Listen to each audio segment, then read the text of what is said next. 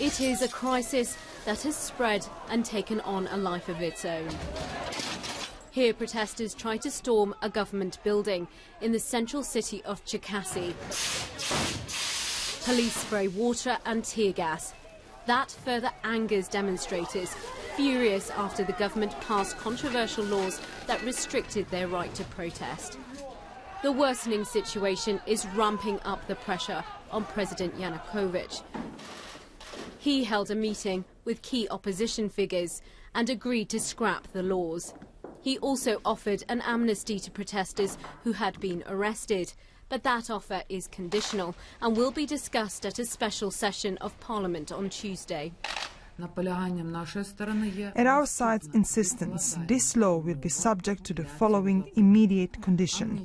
The amnesty will enter into force only if all the premises and roads that have been seized are vacated. Otherwise, the offences committed will not be subject to an amnesty. And the actions of the government are being watched closely by the White House. In a call to the Ukrainian president, US Vice President Joe Biden warned that declaring a state of emergency or enacting other harsh security measures would further inflame the situation and close the space for a peaceful resolution.